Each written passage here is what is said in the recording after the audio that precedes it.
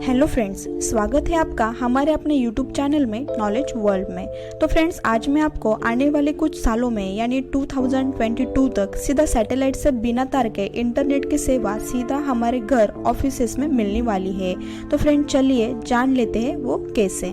Corona virus से पैदा हुई कोविड-19 महामारी ने पूरी दुनिया को बंधक बना दिया।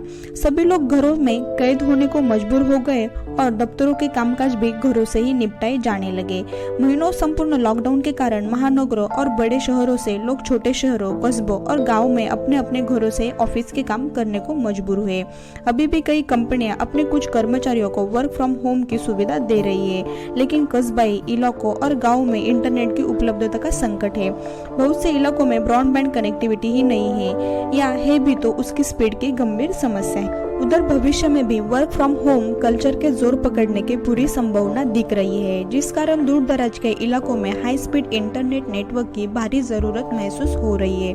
अपने इनोवेटिव आइडियाज के लिए दुनिया भर में मशहूर अमेरिका के उद्योगपति इलन मस्क ने इस मौके को पहचाना और उन्होंने भारत में स्पेस इंटरनेट लगाने के लिए कंपनी गठित कर दी। मस्क की भारतीय कंपनी स्टारलिंक इंटरनेट पूरे देश में हाई स्पीड इंटरनेट सुविधा मुहैया करने का वादा कर रही है। आइए जानते हैं कंपनी सीधे अंतरिक्ष से ब्रॉडबैंड की सुविधा कैसे प्रदान करेगी। ब्रॉडबैंड फ्रॉम स्पेस ऐसा बेहतर संचार तंत्र है जो अंतरिक्ष में स्थापित सैटेलाइट नेटवर्क के जरिए ग्राहकों के घरों और दफ्तरों में तेज गति से इंटरनेट सेवा प्रदान करता है। इसे सैटेलाइट ब्रॉडबैंड भी कहा जाता है। यह 300 MB प्रति सेकंड तक की इंटरनेट स्पीड मुहैया करवा सकता है। हालांकि इसकी शुरुआती स्पीड 100 Mbps होगी। सैटेलाइट इंटरनेट या ब्रॉडबैंड जियो स्टेशनरी या लो अर्थ ऑर्बिट सैटेलाइटों का उपयोग करता है। जियो मतलब अंतरिक्ष में स्थापित उपग्रह, जबकि लियो का मतलब पृथ्वी की निचली कक्षा में स्थापित उपग्रह से है।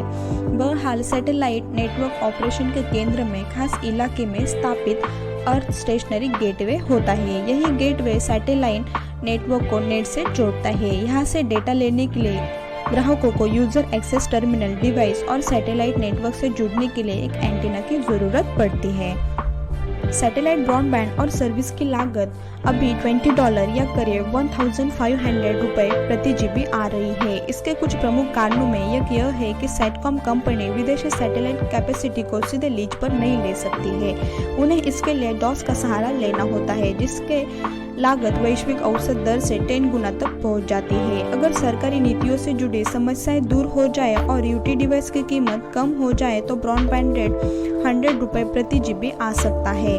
अभी यूटी की कीमत करीब $1,000 यानी 75,000 रुपये है। सैटेलाइट नेटवर्क से सस्ता इंटरनेट सुनिश्चित करने के लिए लियो सैटेलाइट की नई उन्नत तकनीक लानी होगी। उम्मीद की जा रही है कि केंद्र सरकार मार्च 2022 तक स्पेसकॉम पॉलिसी लेकर आ जाएगी। लियो सैटेलाइट ऑपरेटर्स को लाइसेंस देने के लिए नियम बनाने होंगे। साथ ही साथ 28 गीगाहर्ट्ज सैटेलाइट स्पेक्ट्रम का एक हिस्सा 5G नेटवर्क के लिए सुरक्षित रखना होगा। इसके अलावा सैटेलाइट यूटी और सैटेलाइट गेटवे के लिए स्पेक्ट्रम बैंड के स्पष्ट नियम बनाने होंगे। सैटेलाइट ब्रॉडबैंड के लिए कौन कौन सी कंपनियां कर रही है कोशिश। भारतीय एयरटेल समर्थित वनवेब, एलन मस्क की स्पेसएक्स, कनाडा कंपनी टेलीसेट और अमेजॉन की प्रोजेक्ट कुइपर जैसी कंपनियां भारत में सैटेलाइट नेटवर्क देने की योजना बना रही है। ये कंपनियां मौजूदा टेलीकॉम कंपनियों और इंटरनेट सेवा प्रदाताओं से साथ डील करेगी। अमेरिका की कंपनी के जियो सैटेलाइट मार्केट में $50 करोड़ का निवेश करने का मन बना रही है। तो फ्रेंड्स, मेरे आज का टेक्निकल वीडियो आपको कैसे लगा ये कमेंट में जरूर बताइएगा। और हाँ फ्रेंड्स, इस वीडियो को लाइक और सब्सक्राइब करने के लिए मत भूलिएगा। Thank you.